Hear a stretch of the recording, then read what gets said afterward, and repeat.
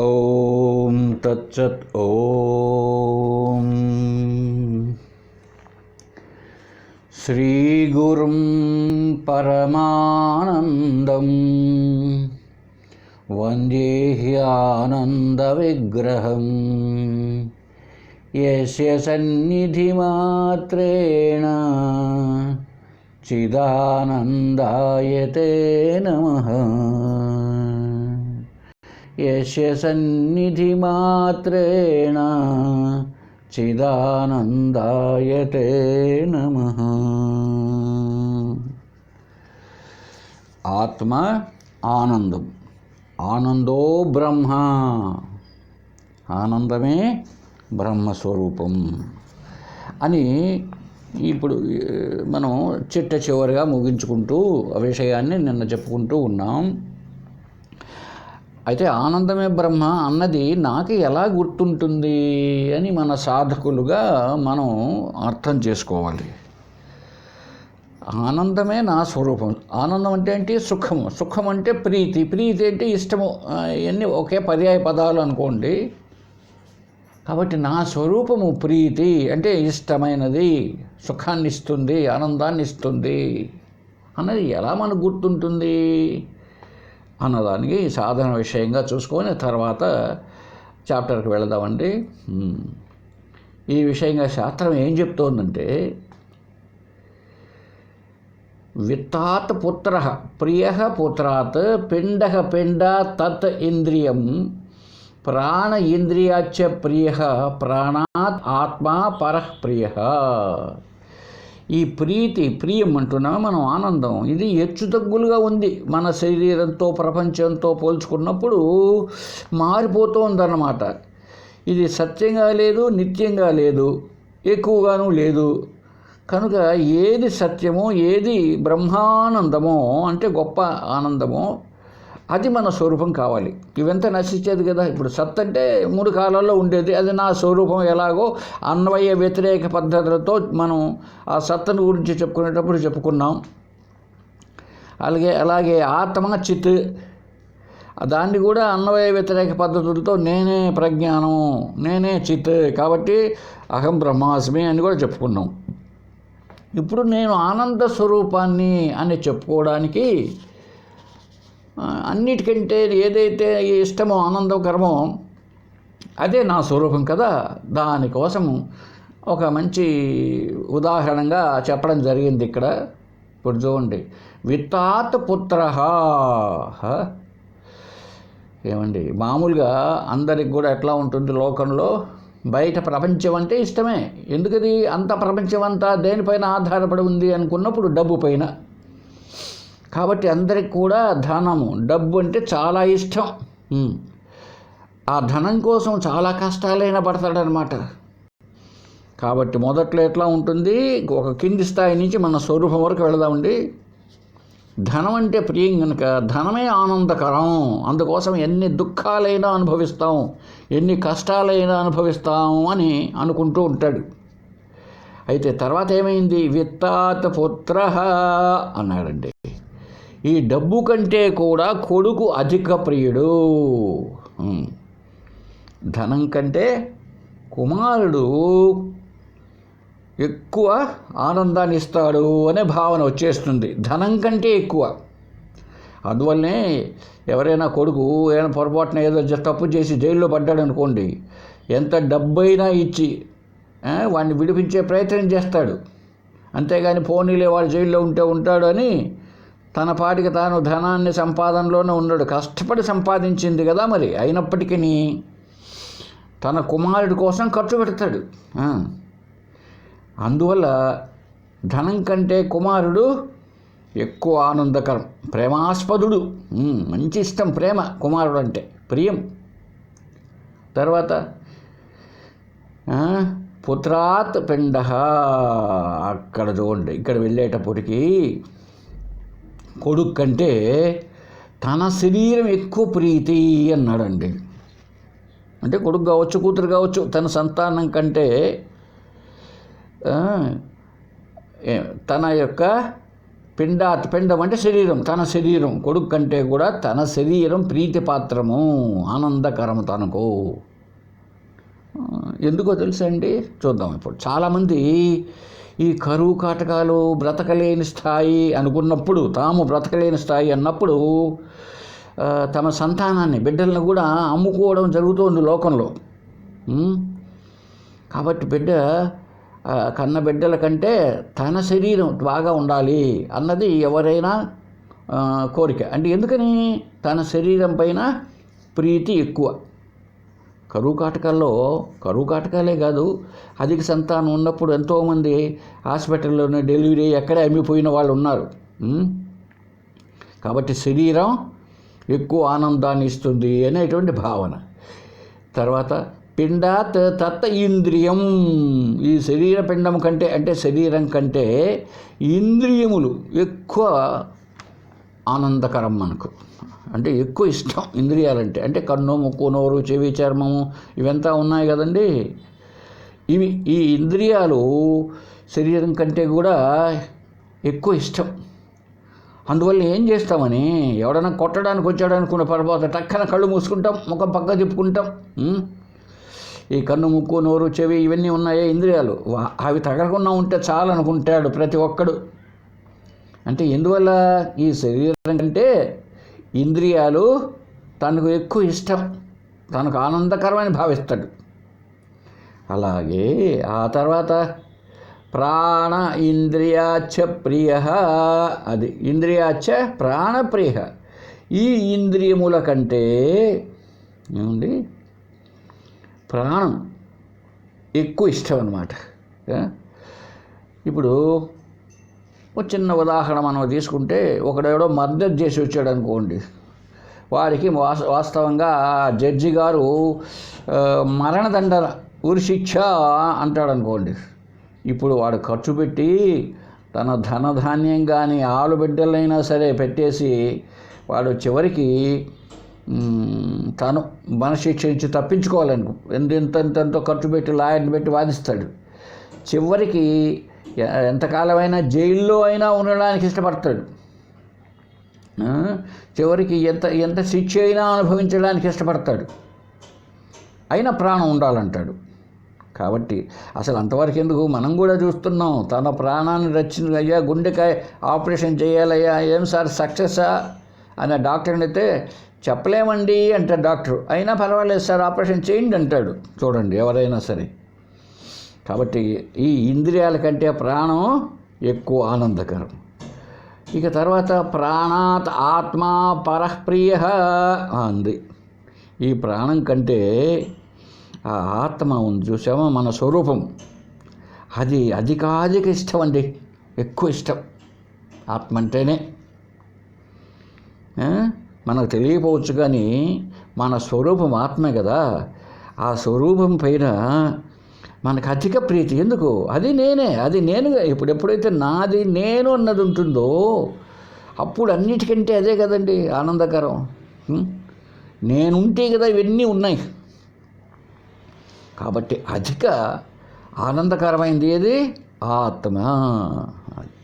అందువల్లనే పెద్ద జబ్బు వచ్చేసింది అనుకోండి, ఇంకా ఆ బాధ ఓర్చుకోలేడు అనుకో, శరీరం భరించలేకుండా తయారైంది.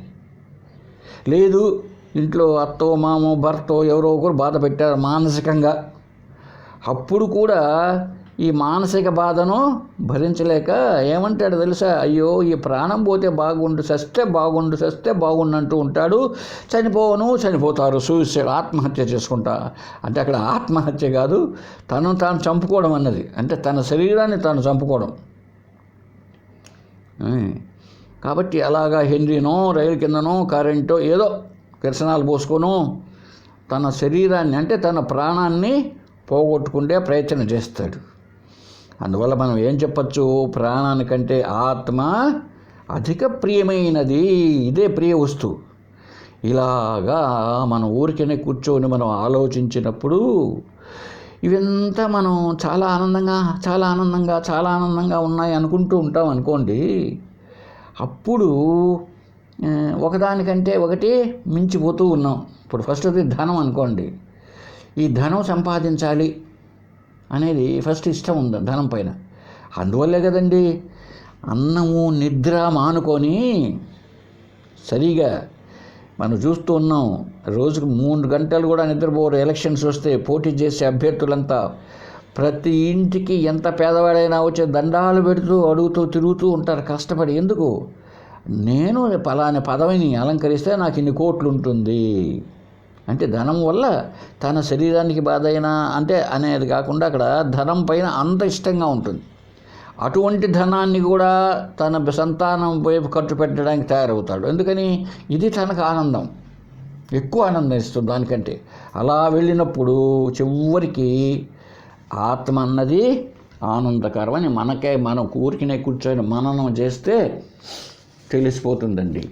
కాబట్టి మన ఆత్మ ఆనందకరం అన్న విషయాన్ని మనం బాగా అర్థం చేసుకోవచ్చు. అంటే ఇప్పుడు ఆత్మ అన్నది ఏంటి? సత్, ఆత్మస్వరూపమే. ఏమండి? చిత్ ఆత్మస్వరూపం, ఆనంద అది ఆత్మస్వరూపం అని 3గా తేల్చేశాం. ఎందుకండి 3 సార్లు చెప్పాలి ఆత్మ సత్ చిత్ ఆనందం అని అనేటప్పటికీ ఏదో ఒకటి చెప్పేయచ్చు కదా, ఒకే విషయాన్ని చెప్పవచ్చు కదా అన్న ఆలోచన రావచ్చు మనకు. ఇప్పుడు అదో ఫలానాయన అయ్యా ముఖ్యమంత్రి, ఫలానాయన ఇది అని చెప్తున్నాం కదా, అలాగే ఆత్మలక్షణాలను చెప్పచ్చు కదా అని అన్నప్పుడు వాస్తవానికి ఈ ఆత్మ అన్నది వర్ణించడానికి వీలు లేదు కనుక అలా చెప్పడం జరిగింది అని ఇప్పుడు 28వ శ్లోకంలో చెప్తున్నాడండి. భేదోపి సచ్చిదానందే శబ్దేర్థే నా పృథక్ భవేత్ అరుణత్వం చ ఉష్ణతాగ్నౌ యథా అభిన్నే తథైకదా.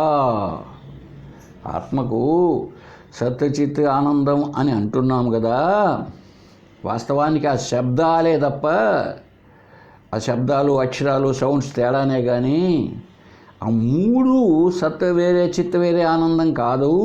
ఎట్లా అంటే చూడండి చెప్తున్నాడు. అరుణత్వం చ ఉష్ణతాగ్నౌ, అగ్నికి వేడి, ఆ ఎర్రగా ఉండే అరుణవర్ణం, ప్రకాశం కాంతి, ఈ 3 అగ్ని కంటే వేరుగా ఉన్నాయా? వేరు కాదు. ఏమండి? అగ్ని కంటే అగ్ని యొక్క లక్షణాలు ఏంటి? అరుణవర్ణము, వేడి. అరుణం అంటే ఎర్రగా ఉండడం, వేడి అంటే కాల్చుతుంది, ప్రకాశం కొద్దిపాటు వెలుతురును ఇస్తుంది. ఈ 3 లక్షణాలు అగ్నికి చెప్పడం జరిగిందంటే అవి మళ్ళీ వేరే వేరేగా ఉండేటి కాదు, అక్కడ అర్థం కావడానికి కోసం చెప్పుకోవడమే. అలాగే ఈ సత్ చిత్ ఆనందం అనేటి ఆ 3 యొక్క ఏదో 3 విషయాలను కలిపి చెప్పడం కాదు, ఒకదాని లక్షణాలే సత్ చిత్ ఆనందం. ఇప్పుడు మళ్ళీ వద్దాం. అగ్నికి ఎందుకు చెప్పాలండి? వేడి అన్నాం అనుకోండి, కాలుస్తుంది అని చెప్పామనుకోండి, సపోజ్ ఒకటే. ఇప్పుడు ఆ బయట మంచి ఎండాకాలంలో పెద్ద బండి ఉంటే పిల్లవాడు కాళ్ళు పెడతాను, అబ్బా కాలిపాయ అంట అని కేక పెట్టాడు అనుకోండి. ఇప్పుడు కాల్చిన లక్షణం అగ్ని, కాళ్ళు కాలుతాయిరావు ఎండకు పోతున్నావు అంటాం అనుకోండి, అక్కడ ఏమైనా నిప్పు ఉందా కాలడానికి? కాబట్టి వేడి అని చెబితే సరిపడలేదు. బండ కూడా కాల్చింది, నేల కూడా ఇసుకలే పోతే అది కూడా కాలింది, కాబట్టి అది నిప్పు కాదు కదా. అదేమో కాల్చుతుంది, అయినా ఆ లక్షణం ఒక్కటి చెప్తే కుదురుతుందా? కుదరడం లేదు. ఏమండి? అరుణవర్ణం ఎర్రగా కనిపిస్తోంది. ఎర్రగా కనిపించినంత మాత్రంతోనే అది నిప్పు అనడానికి లేదు. ఇప్పుడు ఆ గురువింద గింజలు అంటారండి, అన్నీ ఒక్కచోటగా వేసామనుకోండి గుంపుగా ఎర్రగానే ఉంటాయి, ఎంత ఒక పక్క అంత పెద్దగా ఎక్కువ ఎరుపుగా ఉంటాయి. అప్పుడు అది నిప్పు లక్షణం, రంగును బట్టి నిప్పు లక్షణం అనొచ్చునా? ఎరుపు అనేదాన్ని. లేదు ఒక ఎర్ర పెయింట్ వేసి ఉంటారు ఏదో ఒక రాతికో బొమ్మకో, అది నిప్పు లక్షణమా? కాదు. ప్రకాశం, కాంతి. ఏమండి? కాంతి లక్షణం అన్నాం అనుకోండి ఒకటే. కాంతి అంటే ఇప్పుడు కరెంట్ లైట్ ఏదో వేసాము, లేదా టార్చ్ లైట్ వేసాము, కాంతి వస్తుంది, అది కాలుస్తుందా? దాన్ని మనం నిప్పు అనగలుగుతామా? అనలేం. చూడండి, వేరే వేరే అర్థాలు వచ్చేసి. అందువల్ల అరుణత్వం చ ఉష్ణత అగ్నౌ యథా అభిన్నే తథై కదా. ఇలాగా 3 లక్షణాలు చెప్పాల్సి వచ్చింది.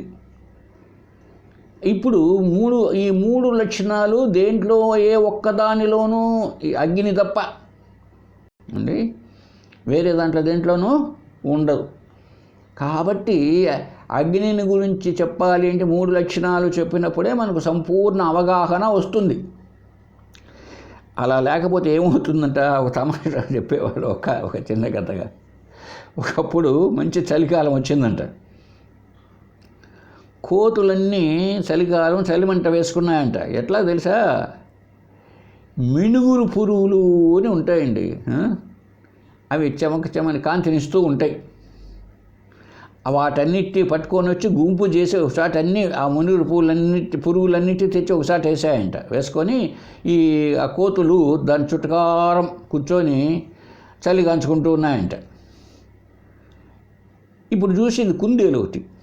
చూసే కోతుల దగ్గరికి వచ్చి, ఓ కోతులారా, మినుగురు పురుగులు దగ్గర కాంతి అయితే రావచ్చు కానీ వేడి వస్తుందంట, మీకు ఎంత తెలివి తక్కువ, వాటిలతో చలి కాంచుకుంటున్నారు అనంట. ఇవి ముందే కోతులు, సరైన అవగాహన లేదు వాటికి. మనం ఎట్టయితే వేదాంతం చెప్పుకుంటున్నామో అవి కూడా కోతులు వేదాంతం చెప్పాయంట. ఏమని?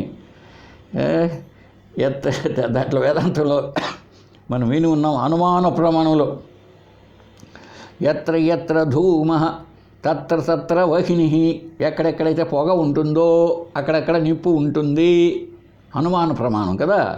అలాగే అది చెప్పినాయంట కోతులు. ఎత్ర ఎత్ర ప్రకాశక తత్ర తత్ర వహిని అన్న, అంటే ఎక్కడెక్కడైతే కాంతి ఉంటుందో అక్కడెక్కడ ఎక్కడెక్కడ కాంతి వెలుతురు ఉంటుందో అక్కడక్కడ నిప్పు ఉంటుంది. కుందేలు ముఖమా, నువ్వెంత దానివే మాకు వేదాంతం చెప్పడానికి వచ్చావు, మాకు తెలియదు అనుకున్నావా? ఇక్కడ కాంతి ఉందంటే అగ్ని ఉండి తీరాలి కదా. కాంతి ఉంటే అగ్ని కంటే కాంతి వేరు కాదు కదా అన్నాయంట. తమాషకు చెప్తున్నానండి. కనుక అలా ఒక్కటే చెప్పేస్తే అదో అట్లా దారి తీస్తుంది ఏమి. అలాగే ఇప్పుడు మనం కూడా చాలామంది ఆ భగవద్గీత చదివేటప్పుడు 11వ అధ్యాయంలో విశ్వరూప సందర్శన యోగం అని చెప్పేటప్పటికీ ఆయన దుర్యోధనాదులంతా కూడా నా నోళ్లలో పడిపోతున్నారు చూడు అర్జునా అన్నాడు అనమాట. అనేటప్పటికీ అర్థం కాని వ్యాఖ్యాతలు, కృష్ణుడి పైన ఉన్న భక్తులు వీళ్ళంతా ఏమని అర్థం చేస్తున్నారంటే వీళ్ళందరూ కృష్ణుడి నోట్లో ఉన్నారని అట్లా అర్థం చేసుకుంటారనమాట. అసలు ఏంటంటే వాళ్ళంతా మరణానికి సమీపం ఉన్నారు అని అర్థం చేసుకోవాలి. అంటే వాళ్ళంతా కూడా యుద్ధంలో చనిపోతారు అన్న విషయాన్ని అంతేకాకుండా అక్కడ ఇంకో రకంగా నాలో ఉన్నారు అనే అర్థం. నేనంటే బ్రహ్మస్వరూపం, అంతా బ్రహ్మలోనే ఉన్నారు. నేను అంటే ఏమిటి? అహం అని. అక్కడ అలా వేదాంతాన్ని అలా అర్థం చేసుకోకుండా మన ఇష్టం వచ్చినట్టు అర్థం చేసుకుంటామేమోనని. ఆత్మ అంటే చాలామంది చెప్తున్నారు కదా, అనేక ఆత్మలు ఉన్నాయి, పుణ్యాత్మ, పాపాత్మ, దురాత్మ, అనేక ఆత్మలు ఉన్నాయి అనేవాళ్ళు కొంతమంది. ఆత్మ చనిపోతుంది అనేవాళ్ళు కొంతమంది.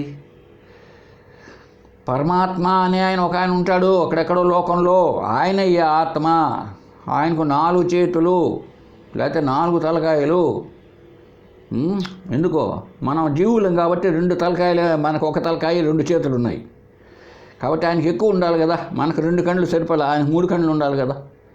ఇట్లాగా మనం కల్పించుకుంటామేమోనని ఆ రోజుల్లో, వేదాలు పుట్టిన రోజుల్లో మహానుభావులు ఋషులు ఆత్మ అంటే అలా కాదు నాయన, ఆత్మ అంటే సత్ చిత్ ఆనందం అని తెలియజేయడాని కోసంగా ఆత్మకు లక్షణాలు చెప్పడం జరిగిందండి. ఎందుకో మనం ఇప్పుడు విచారణ చేసి చూద్దాం. ఇప్పుడు ఏమైందంటే అక్కడికి వచ్చేటప్పటికి మనకు ఈ పరమాత్మ లక్షణాలు చెప్పడానికి, అది ఆత్మ లక్షణాలు చెప్పడానికి అది ఏదైనా దృశ్యమైతే కనిపించేది కానీ అయితే అదో అదే ఆ పరమాత్మ, ఆ బ్రహ్మ లేదా ఆత్మ, అదిగో అక్కడ దిండు లేదు, అది ఆ మాదిరి అదో చూడు అక్కడ చూడు.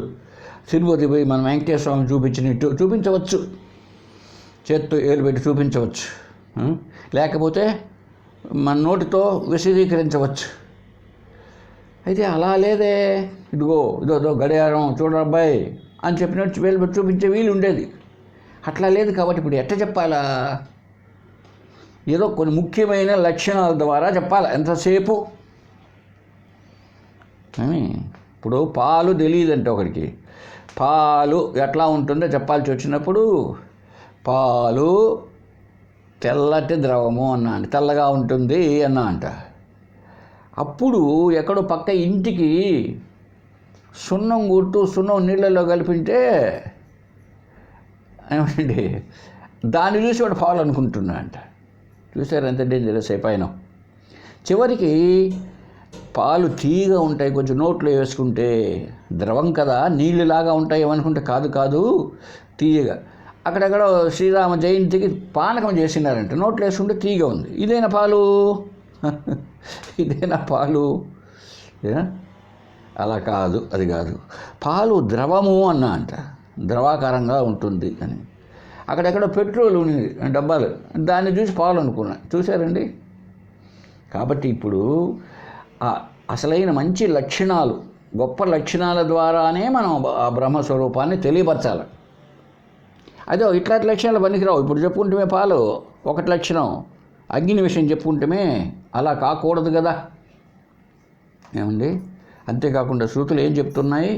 యతో వాచో నివర్తంతే అప్రాప్య మనసా సహా అంటోంది ఉపనిషత్. అంటే అక్కడికి వచ్చేటప్పటికి ఆ పరమాత్మ ఎటువంటిది? అవాంగ్మానస గోచరం, వాక్కుకు మనసుకు అందనిది, చెప్పజాలనిది. చెప్పగలిగేట్టుగా ఉంటే చూపించవచ్చు, చెప్పేయచ్చు. ఇంకా వేరే గత్యంతరం లేదు. ఇప్పుడు అవాంగ్మానస గోచర పరబ్రహ్మాన్ని తెలియజేయాలంటే ఏ విధంగా తెలియజేస్తాం? ఏ విధంగా తెలియజేసినా అది లక్షణాలకి అందదు, ఏ లక్షణాలకి అందదు. ఇప్పుడు అసలు ఒక తమాషా ఏంటంటే, ఏ లక్షణాలకు అందదు అని చెప్పాల్సిందే కానీ ఇది ఫలానా లక్షణం అనేది కూడా చాలా ఇబ్బందికరం అన్నమాట. ఎందుకది అంటే, ఎవరికైతే నువ్వు చెబుతున్నావో, చెప్పాలా అని అనుకున్నావో ఆత్మను గురించి లేదా బ్రహ్మను గురించి, వాడే బ్రహ్మ. ఎట్లా చెప్తావు అన్నీ? ఎవడైతే చెప్తున్నాడో వాడే బ్రహ్మ, ఎవడైతే వింటున్నాడో వాడే బ్రహ్మ. ఎట్లా? అది శరీరమా, నోరా, చెవి కాదు, ఇవన్నీ ఏమీ లేదు. కాబట్టి ఇప్పుడు మంచి లక్షణాల ద్వారానే చెప్పాలి, దోషాలు లేకుండా చెప్పాలి. దోషాలంటే ఏదైనా ఒక విషయాన్ని చెప్పేటప్పుడు మామూలుగా ఒక 3 దోషాలు ఉంటాయి. 1 అతివ్యాప్తి, 2 అవ్యాప్తి, 3 అసంభవం. ఏమండి? ఈ 3 రకాల దోషాలు లేకుండా చెప్పాలి. దోషాలు అంటే తప్పులు. 1 అతివ్యాప్తి, ఎక్కువ వ్యాపించడం. 2వది అవ్యాప్తి, వ్యాపించకుండా ఉండడం. 3వది అసంభవం, కుదరదు. కొంచెం ఒక మంచి దృష్టాంతం, శాస్త్రం చెప్పిన దృష్టాంతంతో అర్థం చేసుకుంటే ప్రయత్నం చేస్తాం. ఇప్పుడు అడవుల్లో ఉన్నటువంటి మనిషి ఆవును చూడలేదంట. వానికి చెప్పాలి ఇప్పుడు ఆవు అంటే ఎట్లా ఉంటుందో అనేది. వాడు చూడలేదు, చెప్పాలి. అప్పుడు బాగా కొంచెం తెలిసిన వ్యక్తి ఏం చేశాడంటే, నాయనా ఆవు అంటే ఎట్లుంటుంది స్వామి అని అడిగాడు. ఈ అడవి నుంచి వచ్చిన వ్యక్తి ఇప్పుడు అడవుల్లో ఉంటాడు. చెప్తే ఈయన ఏం చెప్పాడంటే, కొమ్ములుండేది ఆవు, శృంగిత్వం గోత్వం అని చెప్పేశాడండి. ఆ గోత్వం, ఆవు యొక్క లక్షణం, కొమ్ములుండేది ఆవు అని చెప్పాడు. ఆవుకు పూజ చేస్తే చాలా మంచిది బాబు. ఇంకా చెప్పాడు మన హిందూ మతంలో విషయాలన్నీ. అడవిలో ఉండేవాడు కదా, దండం పెట్టుకుంటే మంచిది, దాన్ని పూజ చేస్తే మంచిది, దాని ముడ్డి వెనకాల మంచిది, దాని కొమ్ములకు పూజ చేస్తే మంచిది. ఆ గో అష్టోత్తరం ఉంది పూజా విధానంలో. గోవుకు కూడా పూజ చేస్తారు బ్రాహ్మణులు, మనం డబ్బులు ఇస్తే.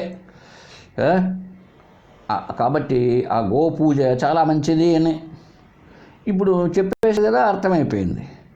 పోతూ ఉన్నాడు ఒక చోట బర్రెలు అంటారే, ఎనువులు దున్నపోతులను మేపుకొని పోయేదానికి ఒకడు పోతున్నాడు తోలుకొని.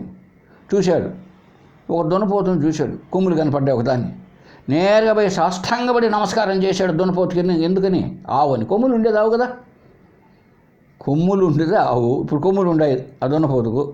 కాబట్టి ఆవు ఇదేననుకోని వాడు దండపడి నమస్కారం. మేపేవాడు ఆవులంట పోతున్నాడు ఆ మనిషి. ఏంటయ్యా నువ్వు దున్నపోతుకు నమస్కారం చేస్తాను, ఏమన్నా వస్తాడనుకున్నావా, రాళ్ళయా అని నవ్వుతూ ఉన్నాడు వాడు. అయితే ఇది ఆవు కదా అన్నా అంట. వాడికి అర్థం కాల, తలకాయ గీడుకుంటూ ఉన్నాడు. కాదు పోయా, ఇది ఆవు ఎందుకు అవుతుంది, అది దున్నపోతుంది. సరే వాడు ఏందిరా బయట చెప్పినాడే, నేను ఆవును ఏదో దండం పెట్టుకుంటే మంచిదంట, ఆవు పూజ చేస్తే మంచిదంట, నేనేదో అడవి నుంచి వచ్చాను, నేను బాగా చెప్పలేదే అనుకొని మళ్ళీ ఆయన కనపడ్డాడంట ముందు చెప్పిన ఆయన. అంటే ఇప్పుడు అక్కడ అతను చెప్పినటువంటి విషయాన్ని మళ్ళీ చెప్పాడు. పోయి అడిగాడు, ఏం చెప్పాడు? సరే ఆయన, అరే పొరపాటు చేశాను, నేను ఏం చెప్పాను, కొమ్ములు ఉండేది ఆవన్న. పొట్టేలు కొమ్ములు ఉంటాయి, మేకపోతు కొమ్ములు ఉంటాయి, దున్నపోతు కొమ్ములు ఉంటాయి, ఏమి అదే. కాబట్టి దీన్ని, ఈ లక్షణాన్ని ఏమంటారు? అతివ్యాప్తి. అంటే చెప్పిన లక్షణం ఒకదాన్ని కరెక్ట్గా పట్టనీయకుండా చాలా వాటిల్లో ఉంది ఇప్పుడు ఆ కొమ్ములు అనేది లక్షణం. ఒరే ఇది అతివ్యాప్తి లక్షణం ఏర్పడిపోయింది, ఇది దోషం, నేను చెప్పడం పొరపాటు అనుకొని ఆయన ఏం చెప్పాడు? బాబు, నల్లగా ఉండేది ఆవు అన్నాడు. కపిలత్వం గోత్వం, నల్లగా ఉండేది ఆవు అన్నాడు. ఏమండి, సరే అర్థమైపోయింది, వానికి అర్థమైంది. ఇప్పుడు ఒకరోజు పోతూ ఉన్నాడు, వీడు తలకాయలో ఉండనే ఉంది, గోవుకు పూజ చేస్తే మంచిది, గోవుకు పూజ చేస్తే మంచిది నా పెద్ద ఆయన చెప్పాడు కదా అని. అక్కడ ఎర్రావు, తెల్లావు, పుల్లావు అన్నీ పోతున్నాయి దారిలో. వీడు చూస్తూ ఉన్నాడు, ఆ వాడి కర్మ కొద్దీ నల్ల ఆవు లేదు. ఏం కనుక్కోవాలి ఇప్పుడు, ఎవరికి నమస్కారం చేయాలా? అసలు అది ఏది ఆవు? ఇవన్నీ నల్ల, ఎర్రగా ఉన్నాయి, పుల్లగా ఉన్నాయి, తెల్లగా ఉన్నాయి. ఇప్పుడు ఇవి ఆవులు కాదు అని నిశ్చయం చేసుకున్నాడు. ఇది అవ్యాప్తి. అంటే ఆ చెప్పిన లక్షణం అవ్యాప్తి. వ్యాప్తి జరగలే, అన్ని ఆవులు పోతుంటే వాడికి ఆవు దొరకలేదు. ఇప్పుడు ఎందుకు? చెప్పిన లక్షణం ఏకదేశం, ఒక ప్రదేశంలో మాత్రమేగా ఉంది, ఒక నల్ల ఆవును మాత్రమే చూపించగలుగుతుంది, కానీ అది పర్టికులర్గా దాన్నే గురించి చెప్పింది కాదు. ఇది అవ్యాప్తి. ఏం చేయాలి వాడు? అసలు అది ఆవు అనేది వాడు చూడలే. సరే, మళ్ళీ ఏమయ్యా ఇక్కడ ఆవులే, ఇప్పుడు పోయినట్టండి ఆవులే అన్నాడు ఎవడోడు. ఇప్పుడు పోయినట్టండి ఆవులా? అన్నీ నేను ఏదో అనుకున్నాను అయ్యా, నల్లగా ఉండేది ఆవు అని చెప్పేటప్పటికీ పోయినేటి ఎన్ని ఆవులు అనే విషయం నాకు తెలియదే అని మళ్ళీ ఒకనాడు కనపడ్డాడు ముందు చెప్పిన పెద్ద ఆయన. అప్పుడు ఆయన ఆలోచించాడు, చచ్చా నేను కరెక్ట్గా చెప్పలేదు, ఇది అవ్యాప్తి దోషం అని. ఈసారి ఏం చెప్పాడు తెలుసా? ఒక గిట్ట ఉండేది ఆవు అన్నాడండి. శఫమా ఏదంటారు గిట్టను? ఒక గిట్ట ఉండేది ఆవు అని చెప్పాడు. ఇప్పుడు ఈ లక్షణం ఏమైందంటే, ఒక గిట్ట దేనికి ఉంటుంది? గాడిదకు, గుర్రానికి ఉంటుంది అంతే. మిగిలిన జంతువులకి ఒంటి గిట్ట ఉండదు. ఈ లక్షణం అసంభవ దోషం. అసంభవం. నువ్వు అసలు వాడు ఎక్కడ పట్టలే ఆవు, కానీ ఆవును ఎతకలేడు. ఇప్పుడు ఎందుకు? వాడు ఒంటి గిట్ట పట్టుకున్నాడా, అది గుర్రమైన కావాలా, గాడిదైన కావాలా, ఎక్కడ పట్టుకుంటాడు వాడు? ఎట్ట దొరుకుతుంది? అసంభవ దోషం. అందువల్ల ఇప్పుడు మళ్ళీ పెద్ద ఆయన దగ్గర విన్నాడు, ఏమయ్యా ఇన్ని రోజులు అయిపోయి నాకు పట్టణానికి వచ్చి కూడా ఆవు ఒకరోజు కూడా కనపడలేదంటే, అప్పుడు ఆయనే చెప్పాడు, అలా కాదు, ఇంకా అర్థం కాక ఆయన చెప్పాడు అనమాట. గంగడోలు ఉన్నది ఆవు అన్నాడు. అంటే అది నల్లగా ఉండొచ్చు, తెల్లగా ఉండొచ్చు, ఏమైనా రంగులు ఉండొచ్చు, కొమ్ములు ఉండున్నది, గిట్ట చీలు ఉండున్నది, గంగడోలు ఉన్నది అంటే మెడ కింద, దాన్ని గంగడోలు అంటారు అన్నాడు. అంటే ఉత్త గంగడోలు అంటే కూడా మళ్ళీ డేంజర్. తొండ అనే దాన్ని కూడా మెడ కింద ఉంటుందంట. అందుకు కొమ్ములుండునది, అనేక రంగులతో ఉండేది, గిట్ట చేలినది, గంగడోలు ఉన్నది అని చెప్పేటప్పటికి అంటే ఇప్పుడు ఆ 3 దోషాలు లేవు. ఏది? అతివ్యాప్తి అన్నిట్లోనూ ఉండే లక్షణం కాదు, అవ్యాప్తి అసలు వ్యాపించకుండా ఉండే లక్షణం కాదు, అసంభవం కాదు. కాబట్టి ఇప్పుడు ఏం చేసినాడు? ఆ గంగడోలు అన్నది ఏ జంతువుకు ఉండేది కాదు. ఉంటే తొండ విషయంగా పక్కన పెడదాం, అది జంతువు కాదు కనుక. కాబట్టి ఇక్కడ అటువంటి లక్షణాలు ఉండాలి. అటువంటి లక్షణం చెప్తేనే దోషము లేని లక్షణం అవుతుంది. అప్పుడు వాడు ఆ ఆటవిక పురుషుడు ఉన్నాడే, అడవి నుంచి వచ్చిన వాడికి అప్పుడు సులభంగా దొరికేసింది. రంగులతో పని లేదు కదా, ఏ రంగు ఉన్నా పర్వాలేదు, కొమ్ములు ఉన్నాయి. ముఖ్యమైనది ఏది? గంగడోలు. చూసామండి. అందువల్ల 3 లక్షణాలని చెప్పాల్సి వస్తుంది. సరే, ఇప్పుడు చూద్దాం మనం ఎందుకు చెప్పాలను. సత్ చిత్ ఆనందం అని ఎందుకు చెప్పాలి అనొచ్చు. ఇప్పుడు పరమాత్మ ఇంతవరకు చెప్పుకున్నాం మనం, ఆనంద స్వరూపం, భలే హ్యాపీనెస్, ఎప్పటికీ సంతృప్తికరంగా సుఖంకరమైనది ఆత్మ అని అనుకున్నాం. సరే, ఈ లక్షణం చెప్పేసినా అనుకో, బాగానే ఉంది. ఇది ఎటువంటి లక్షణం అంటే అతివ్యాప్తి దోషం.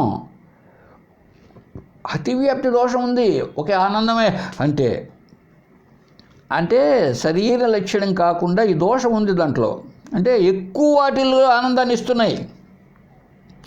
మనకు ఎక్కువ విషయాలుగా మంచి చీర, మంచి నగలు తెచ్చాడు అనుకోండి అమ్మగారికి, ఆ అమ్మగారికి భర్త అంటే భలే సంతోషపడుతుంది ఆ పూట కదా. సరే, అలా కాకుండా మంచి ఎండాకాలం బాగా చల్లని నీళ్ళు ఇచ్చారనుకోండి, ఆనందకరం. ఆకలి అవుతోంది, అన్నం పెట్టారనుకోండి, ఆనందకరం. ఆడుకుండే పిల్లవాడు ఏడుస్తూ ఉంటే చాక్లెట్ చేతిలో పెట్టారనుకోండి, ఆనందకరం. చూడండి, అందువల్ల కేవలం పరబ్రహ్మ స్వరూపం, ఆత్మ అన్నది ఆనంద స్వరూపం అని ఒకటి మాత్రమే చెప్పితే అది అతివ్యాప్తి దోషం అయిపోయా. ఎందుకు? అనేకమైన ఈ విషయ పదార్థాలు ఉన్నాయి, లోకమంతా అనేకమే కదండి. అనేకం కూడా మన శరీరం కూడా ఆ జగత్తులోదే. అందుకే మన శరీరం కూడా ఆనందకరంగా ఉండాలని తెల్లాలేస్తే గడ్డం పెరిగింటే గడ్డం చేసుకోవడం, ముఖానికి పౌడర్ వేసుకోవడం, మంచి చొక్కా వేసుకొని 3 సార్లు అద్దంలో చూసుకోవడం ఎందుకు చేస్తున్నారు చెప్పండి? నెత్తిన బొచ్చు ఊడిపోయిన వ్యక్తి కూడా, పట్టనెత్తి వచ్చిన వ్యక్తి కూడా అద్దం కనపడుతుంటే రోజుకి 5 సార్లు చూస్తాడు, తన తలకాయని దువ్వెని తీసుకొని. ఎందుకని? ఆ శరీరం కూడా ఆనందకరమే. ఎందుకు? అన్ని వస్తువుల్లో ఆనందం ఉంది కనుక. కాబట్టి ఇప్పుడు అతివ్యాప్తి దోషం వచ్చి కూర్చుంటుంది. కరెక్ట్గా ఆత్మను కనుక్కోవడం కష్టం. ఎందుకు? ఈ విషయ సుఖాలు సత్యం కాదు కదా, అన్నీ నశించిపోయేటివే. ఆత్మ ఆనందకరం అన్నాడనుకో, కొంతసేపు ఉంటుంది, ఆనందం పోతుంది మిగిలిన విషయాలలో. అది కాదు కదా. కాబట్టి పరమాత్మ ఆనంద స్వరూపం అని చెప్తే అతివ్యాప్తి దోషం వస్తుంది. కాబట్టి ఆ ఒక్క లక్షణంతో సరిపెట్టడానికి వీల్లేదు. అప్పుడు ఆ ఒక్క లక్షణంతో చెప్తే అందరూ భ్రాంతిలోకి పడతారనమాట. ఏంటి? నాకు ఆనందకరమయ్యా దున్నపోతు మాంసం అంటే, కాబట్టి దున్నపోతును కోసుకొని తింటాం. చూడు, భ్రమలో పడిపోతాడు. కాబట్టి ఈ భ్రాంతికి అవకాశం ఉండకూడదు. ఇప్పుడు మనకు వేరేది ఉండకూడదు, అతివ్యాప్తి దోషం ఉండరాదు. అందువల్ల ఏం చెప్పాల్సి వచ్చింది? సత్ అని చెప్పాల్సి వచ్చింది, నిత్యం అని చెప్పాల్సి వచ్చింది. సత్ అంటే ఎల్లప్పటికీ ఉండేది, నిత్యమని. సత్ అంటే నిత్యమనే, ఎల్లప్పటికీ ఉండున్నది. అది ఆనందము నిత్యం, లేదా సత్తు లేదా ఉనికి అంటమే మనం ఎల్లప్పటికీ ఉండాలి అని చెప్పేటప్పటికీ కొద్దిగా దగ్గరికి వచ్చామండి. ఇప్పుడు మనం చెప్పుకుంటే ఎండాకాలం చల్లనీళ్ళు అబ్బా అంటూ ఉంటామే, ఆ చల్లనీళ్ళు ఆనందాన్ని ఇస్తాయా అనుకుంటే, మంచి డిసెంబర్ నెలలో చలి పెట్టేటప్పుడు ఫ్రిడ్జ్లో చల్ల నీళ్ళు ఇచ్చారనుకోండి, అబ్బా అప్పుడు ఆనందాన్ని ఇవ్వవు. చూడండి, చలికాలంలో చలిమంటే ఆనందాన్ని ఇస్తుంది, ఎండాకాలంలో చలిమంటే బాధ పెడుతుంది కదా.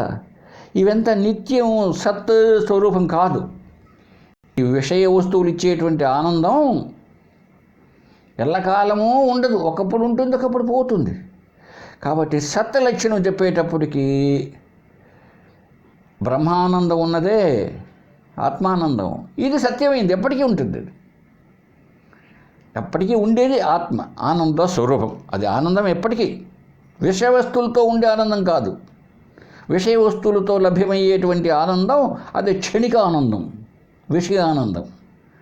ఇప్పుడు కొంచెం దగ్గరకు వచ్చింది. అయితే ఈ నిత్యము అనే లక్షణం చెప్పడం అయితే జరిగింది, కానీ ఇది ఎప్పటికీ ఉంటుంది అనేటప్పటికీ ఆత్మ యొక్క లక్షణం ఎప్పటికీ ఉంటుంది, ఆనందకరంగా ఉంటుంది అని చెప్పేటప్పటికీ మనకు ఒక అనుమానం రావచ్చు. ఏంటి, ఏది ఎప్పటికీ ఉంటుంది, ఏది ఎప్పటికీ ఉంటుంది అని నాకు తెలుసు, నాకు తెలియాలా? చూడండి, ఇప్పుడు మనం పట్టుకోవాలి, ఆత్మను కనుక్కోవాలి. ఏ వస్తువు ఎప్పటికీ ఉండే వస్తువు లోకంలో? ఆకాశమా? ఆకాశాన్ని ఎట్ట పట్టుకుంటా? అది ఏం ఆనందాన్ని ఇస్తుంది? అసలు ఆనందాన్ని ఇస్తుంది అని నాకు తెలియాలి కదా, నా స్వరూపం అని నాకు తెలియాలి కదా. అనేటప్పటికీ డౌట్ వస్తుంది. ఏది ఆనందం? ఏది? భార్య ఆనందమా? ఆహా. భర్త ఆనందమా? ఆహా. పిల్లల ఆనందమా? ఆహా. ఏది మరి ఎక్కువ ఆనందాన్ని ఇస్తుంది అని నాకు తెలియాలి అనేటప్పటికీ శాస్త్రం ఏం చెప్పిందంటే, నాకు తెలియాలి తెలుసుకుంటాను అంటున్నావే ప్రతి ఒక్కటి, ఆ తెలివి బాబు ఆత్మ అన్నది. జ్ఞానం అదే ప్రకాశం, అదే సామాన్య జ్ఞానం. ఈ జ్ఞానం రెండు రకాలు, సామాన్యము, విశేషము కదా. విశేష జ్ఞానం అంటే ఏమిటి? విషయాలను గురించినటువంటి జ్ఞానం అయితే ఇది విశేషం. నామరూపాలతో కూడినటువంటి వస్తువులను గురించిన జ్ఞానం అయితే విశేష జ్ఞానం. అలా కాకుండా అన్నిట్లో ఉండేటువంటిది సామాన్యము. బంగారు సామాన్యం, నగలు విశేషాలు, నీరు సామాన్యం, అలలు విశేషాలు, బట్ట అంటే గుడ్డ సామాన్యం. ఏమండి, చొక్కా, రవిక, ప్యాంటు ఇవంతా విశేషాలు కదా. ఈ విషయాన్ని మనం ఇంతకుముందు చాలాసార్లు చెప్పుకొని ఉన్నాం. కాబట్టి ఈ జ్ఞానం ఏదో అది అనాల్సి వచ్చిందనమాట. ఇప్పుడు 3 లక్షణాలు చెప్పడం జరిగింది. అంతేకాకుండా కేవలం ఇప్పుడు సత్ అన్నాం అనుకోండి, 3 కాలాల్లో ఉంటుంది అన్నాం అనుకోండి. ఆకాశం కూడా 3 కాలాల్లో ఉంటుంది. ఆకాశం ఎప్పటికీ నశించదండి. స్పేస్ అనేది, ఆకాశం ఎప్పటికీ ఒకప్పుడు పుట్టింది కాదు, ఒకప్పుడు నశించేది కాదు, ఎక్కువ కాలాల్లో ఉంటుంది. కాబట్టి అదేనేమో అనుకుంటావు. అందువల్ల ఇప్పుడు అది చిత్, సామాన్య జ్ఞానం అన్నాం అనుకో, చిత్ అన్నాం అనుకో, జ్ఞానం. ఆకాశానికి జ్ఞానం ఉందా? లేదు, అది జడ పదార్థం. తాను తెలుసుకోలేదు, నేను ఉన్నానయ్యో అని చెప్పడము లేదు, కనుక అది జడం. కాబట్టి సత్ పదార్థము అనేటప్పటికీ, ఆత్మ సత్ అనేటప్పటికీ ఆకాశంలాగా చాలా కాలం ఉండేది కాదు. ఎందుకని? అది జ్ఞానం కాదు. ఇది ఆకాశము జ్ఞానవంతం కాదు, అది జడమైనది. కాబట్టి ఆత్మకు ఇంకొక లక్షణం, చిత్ లక్షణం, సామాన్య జ్ఞాన లక్షణం కలిపి చెప్పాల్సి వచ్చింది. ఇలాగా 3 లక్షణాలతో 3 సత్, చిత్, ఆనందం అనేది 3 లక్షణాలు చెప్పినప్పుడు అప్పుడు ఇక అర్థమైపోతుంది. ఇది దేనికైతే 3 లక్షణాలు ఉంటూ ఉంటాయో అది మాత్రమే ఆత్మ, అది మాత్రమే బ్రహ్మ అన్నది తెలిసిపోతూ ఉంటుంది. ఇప్పుడు ఈ సత్, చిత్ లక్షణాలను బట్టి, సత్, చిత్, ఆనందం ఒకటే చెప్పినప్పుడు ఇట్లా దోషాలు వస్తాయి. అతివ్యాప్తి, అవ్యాప్తి, అసంభవం లాంటి దోషాలు వస్తాయి. కనుక ఈ 3 దోషాలు రాకుండా ఉండేందుకు గాను మనం ఇక్కడ 3 లక్షణాలు చెప్పడం జరిగింది. ఇవి ఒక్కొక్క దాన్ని మనం వాడుకలో చెప్పచ్చు. ఒక్కొక్కసారి మనం కేవలం ప్రజ్ఞానమే బ్రహ్మ అన్నాం. చూసారా, అక్కడ సత్యచిత్తే చెప్పాలి. ఒక్కొక్కసారి శాస్త్రంలో కూడా సత్యచిత్తులే ఆత్మ అని కూడా చెప్పడం జరిగింది. మాటికి 3 చెప్పాలనేం లేదు. ఆనందో బ్రహ్మ విజయాని, ఆనందమే బ్రహ్మ తెలుసుకో అని ఒక చోట ఆనందమే బ్రహ్మ అన్నది. మరి ఒక చోట 1, ఒక చోట 2, ఒక చోట 3 ఎందుకు చెప్పాల్సి వచ్చిందంటే స్ట్రెస్ ఎక్కువసార్లు ఎక్కువ దాని గురించి చెప్పితే మనకు మనసుకు బాగా అందుతుంది ఏమండి. అంతేగాని దాంట్లో 3 పదాలు ఉన్నాయి కదా, కాబట్టి శబ్దములందు భేదం ఉంది, అక్షరాల్లో భేదం ఉంది. కానీ సత్తే చిత్, చిత్తే ఆనందం. చూడండి, ఎప్పుడైతే సత్ ఉనికి ఉండుట అనే లక్షణం చెప్పామో అది 3 కాలములలో ఉంటుంది. 3 కాలములలో ఏదైతే ఉంటుందో అదే ఎల్లప్పటికీ ఎట్లా ఏదైతే ఉంటుందో నశింపు లేకుండా అది చిత్, అదే జ్ఞానం. ఎందుకంటే 3 కాలములలో ఉన్నది తెలియబడుతూ ఉండాలి కదా, తెలియబడితేనే కదా 3 కాలాల్లో. నశించేదంతా ఏమి, పలానప్పుడు ఆయన 1964లో నెహ్రూ గారు చనిపోయినారు అంటే నేను ఉండాలా 1964లో ఉండాలి కదా నేను, లేకపోతే ఎట్లా? కాబట్టి తర్వాత ఉండాలి. అంటే జ్ఞానము ఎలాగా కొనసాగుతూ ఉంటుందో ఈ ఉనికి లక్షణం కూడా అలాగే ఉంటుంది. ఎప్పుడైతే జ్ఞానం అన్నామో ఇంకా అజ్ఞానం అన్నది లేదు. అజ్ఞానం అంటే ఏంది? తెలియకపోవడం అంతే కదండి అజ్ఞానం. ఎప్పుడైతే జ్ఞానం అన్నామో అది ఆనందమే. ఇప్పుడు అజ్ఞానం ఉంటేనేనండి దుఃఖం, ఏదైనా అంతే. అజ్ఞానమే దుఃఖానికి కారణం. అజ్ఞానం ఉంటే ఏం చేస్తాం? అజ్ఞానం వల్ల అజ్ఞానం ఎందుకు దుఃఖాన్ని ఇస్తుంది? అజ్ఞానంతో విక్షేపం కలుగుతుంది. ఆవరణ వల్ల తెలియనప్పుడు విక్షేపం కలుగుతుంది. ఇప్పుడు మంచి కూల్ డ్రింక్ చల్లగా ఉంది, పిల్లవాడికి జలుబు దగ్గు. కూల్ డ్రింక్ ఈ చలికాలంలో జలుబు దగ్గు ఉండేటప్పుడు తాగకూడదు కదండి. అయినా వాడికి ఆ విషయం తెలియదు. ఎప్పుడో తాగాడు, ఎండాకాలంలో తాగాడు ఆ కూల్ డ్రింక్. వాడు ఇప్పుడు ఏడిపిస్తున్నాడు వాళ్ళ అమ్మను, నాకు ఆ కూల్ డ్రింక్ కావాలా, నాకు ఆ కూల్ డ్రింక్ షాప్ దగ్గర నాకు అది కావాలని. ఎందుకు? వాడికి దానివల్ల తనకుండే దగ్గు ఇవి ఉన్నాయే జలుబు జ్వరాలు ఇది ఎక్కువ అవుతుంది అన్న విషయం తెలియదు అనమాట వాడికి. ఇదే కదా అజ్ఞానం.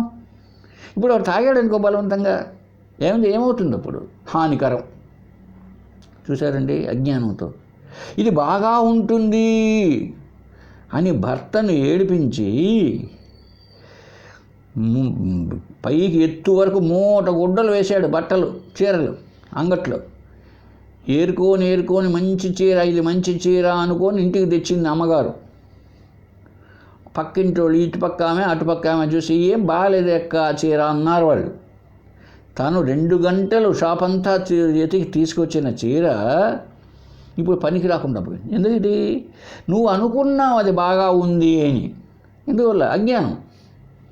నువ్వు ఏవైతే బాగలేవు అని అన్నీ పక్కన తీసి పెట్టేశావో, నువ్వు పక్కన తీసిపెట్టి బాగలేవు అన్నవన్నీ కూడా నీ ఎదురుగానే వేరే వాళ్ళు కొన్నింటికి తీసుకుపోతున్నారు బ్యాగుల్లో పెట్టుకొని. మరి నీకెందుకు బాగలేవు? అది అజ్ఞానం. ఇంటికి తెచ్చావు, మరి వేసుకోకూడదు. లేదు, ఇరుగు పొరుగు వాళ్ళు అనుకుంటే అనుకున్నావా? అనుకోలేదే. ఏమనుకున్నావు? ఏదో బాగలేదన్నారు, ఇంతే కదా. కాబట్టి ఎప్పుడు కూడా అజ్ఞానమే దుఃఖ కారణం. ఇదో కడుపుకు ఇంత తినాలి అని లేకుండా గొంతు వరకు మెక్కేవనుకో దుఃఖ కారణం. అయ్యా కరోనా వచ్చింది, ముఖానికి గుడ్డ కట్టుకోబో కంపల్సరీ అని అంటే దాన్ని ఇర్రెగ్యులర్ చేసేసి కరోనా తగిలించుకున్నావు. మరి ఎందుకు? అజ్ఞానం కారణం. ఎప్పుడు కూడా దుఃఖానికి అజ్ఞానమే కారణం. అలాగే ఇక్కడ కూడా ఏమైపోతున్నదంటే నా స్వరూపమే సత్యచిత్ ఆనందం, మన స్వరూపమే ఆత్మయే మనం. ఎప్పటికీ ఉండేది, ఎప్పటికీ ఉంటుంది, అది చచ్చిపోదు. అయినా ఏం చేస్తున్నాం? అజ్ఞానం చేత ఒక ఆవరణ వచ్చేసేటప్పుడు, జ్ఞానానికి ఒక ఆవరణ వచ్చేటప్పటికి విక్షేపం అయింది. ఏమని?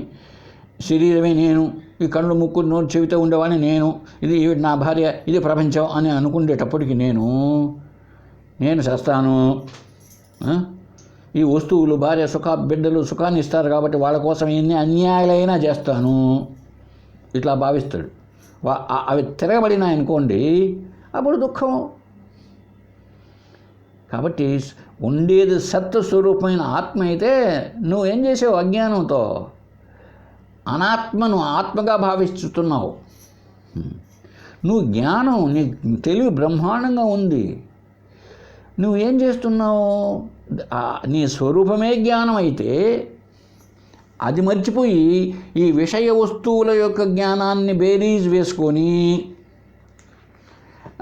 నాకు అది ఉంటే బాగుండు, ఇది ఉంటే బాగుండు, 10 రోజులే బాగుంటుంది, 11 రోజు బాగుండడం లేదు అది.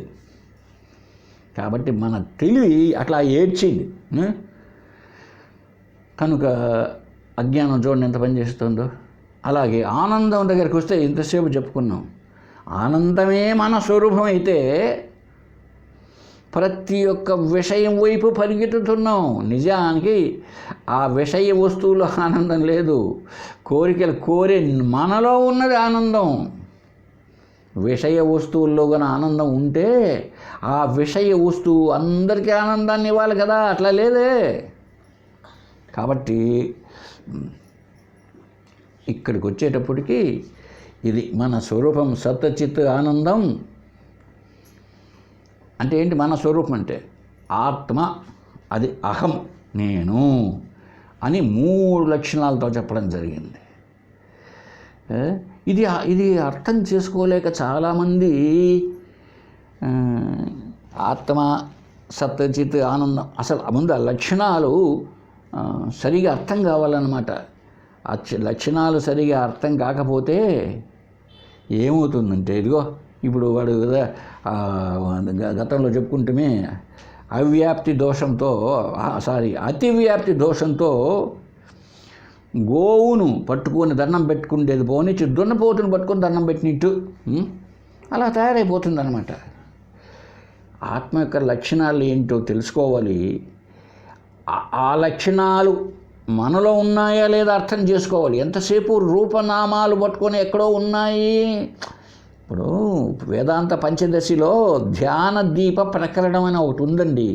ధ్యాన దీప ప్రకరణం, దీప పంచకం అని ఉండే 5 చాలా విచిత్రంగా రాశాడు విద్యారణ్య స్వామి. చూడు బాబు, ఒక విగ్రహాన్ని పట్టుకున్నాం, బాగానే ఉంది, మంచిదే, చిత్తశుద్ధికి ఏకాగ్రతకు.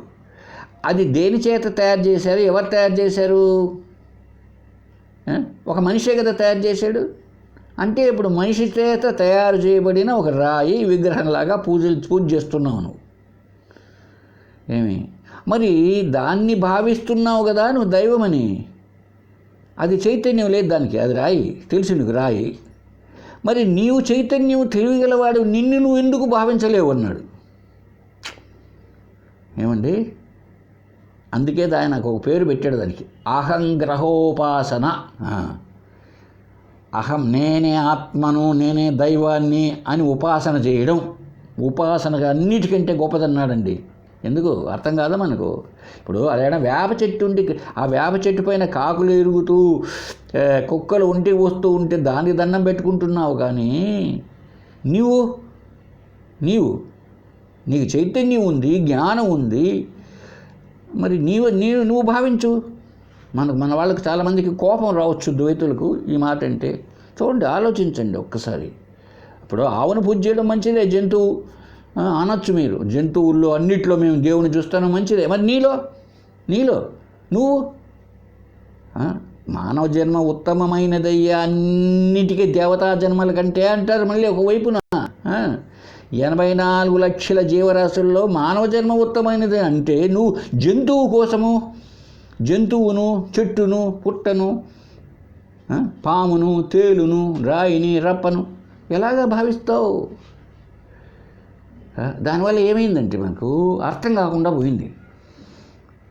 ఒకప్పుడు అంటే ఒక గోదావరి జిల్లాలో ఒక ఆయన వాళ్ళ ఇంటికి అమెరికా నుంచి ఒక వ్యక్తి వచ్చాడు. ఎందుకంటే వాళ్ళ అబ్బాయి అక్కడ అమెరికాలో ఉంటే తెలిసిన వాళ్ళ అబ్బాయికి తెలిసిన వ్యక్తి వాళ్ళ ఇంటికి వచ్చాడంటే గోదావరి జిల్లాలో. మధ్యాహ్నం భోజనం చేసిన తర్వాత అరటిపండు ఇచ్చారు వాళ్ళు. ఆ అరటిపండు ఆయన తినే లోపల ఆ ఇంటి యజమాని పక్కన లేకుండా ఆయన బయటకు చేయి కట్టుకోవడానికి బయట వెళ్ళిపోయినాడు. అమెరికా నుంచి వచ్చిన వ్యక్తి అరటిపండు తింటున్నాడు, తినేశాడు. బయట ఇంట్లోకి వచ్చి యజమాని అడిగినా అంట అమెరికా వాడిని, ఎట్లా ఉంది, హౌ ఇట్ ఈజ్ అన్నా అంటే, ఎట్లా ఉంది ఈ అరటిపండు ఇట్లా అని. వాడేమన్నాడు అంటే ఏమి లేదు అన్నా అంట. అరటిపండు అదేదో మంచి చక్కెరకి ఏదో అది ఏం బాగలేదన్నా అంట. ఏంది ఇది, అరటిపండు బాగలేదా అంటే, ఎట్లా తిన్నావయ్యా, ఇచ్చిండు తినేసాడు తోలుతో సహా. వాడు తెలియదు అరటిపండు ఎట్లా తినాలనో. వాడు అరటిపండు తోలు తీసేసి తింటే దాని రుచి తెలిసిండేది. ఆ చర్మం దాని తోలుతో సహా తినేటప్పటికీ అన్నీ ఒగరు అన్నీ వచ్చేసినాయి. ఏమి కాబట్టి ఈ జగత్తులో ఆత్మ ఏమిటో అనాత్మ ఏమిటో సరైన అవగాహన రాకపోతే ఆత్మను ఎట్లా కనుక్కుంటావు నువ్వు? ఇదే కదా అజ్ఞానం. ఈ అజ్ఞానం పోగొట్టుకోవడానికేనండి ప్రయత్నాలన్నీ. ఈ విషయాన్ని తర్వాత అర్థం చేసుకోవడానికి ప్రయత్నం చేద్దాం. కాబట్టి సత్యచిత్ ఆనందం అన్నది గుర్తు బాగా పెట్టుకోవాలి మనమే. నేనే ఆత్మ, నేనే సత్యచిత్ ఆనందం. ఎందుకు కాదు, ఎవరో కాదని ఆయన్ను మనం క్వశ్చన్ వేయాలి. అర్థం చేసుకో. అది రూపం యొక్క లక్షణాలు. ఆకారం లేదనుకుంటాను. మనం ఎంతసేపు మనం ఏం చేస్తున్నామంటే ఆకారం లేదే, కేవలం సత్యచిత్ ఆనందం, ఆకారం లేదే. అసలు లోకంలో దేనికి ఆకారం లేదండి. జగత్తులోనే ఒకదానికంటే ఫలానా ఆకారం అని చెప్పండి చూద్దాం. కుర్చీ అదేనా దాని ఆకారం? చెక్క అండి దాని స్వరూపం. నువ్వు కుర్చీగా చూసింది కుర్చీ, ఎవరు చెప్తారు చెప్పండి కుర్చీ కాదని? అంత వాదిస్తావు కానీ ఏదో చెప్పు. చొక్కా నాది, కుడితే చొక్కా అయింది. అది గుడ్డనా బట్టనా? కాదు, దారాలు అంటాను నేను. ఇంకొక ఆయన అంటాడు దారాలు కాదు, అది దూది అంటాడు, పత్తి అంటాడు. చూసారండి, ఎంతసేపు మనం ఏదో రూపనామాలు బట్టి వాటిని బట్టి అయినా విశ్లేషణ చేసుకోకుండా, అందులోనూ ఆత్మ సర్వవ్యాపకం, పరమాత్మ ఇందుగలడందు లేడని అనుకుంటాం మనం. అయితే నేనెవరు? ఈ విషయాన్ని మనం బాగా అర్థం చేసుకునేటట్లుగా విచారణను కొనసాగించాలి. నెక్స్ట్ క్లాసులో ఇదే విషయాన్ని మనం అర్థం చేసుకునే ప్రయత్నం చేద్దాం. హరి ఓం తత్సత్. ఓం మంగళం గురుదేవాయ మహనీయ గుణాత్మనే సర్వలోక శరణ్యాయ సాధురూపాయ మంగళం. హరి ఓం తత్సత్. ఓం తత్సత్.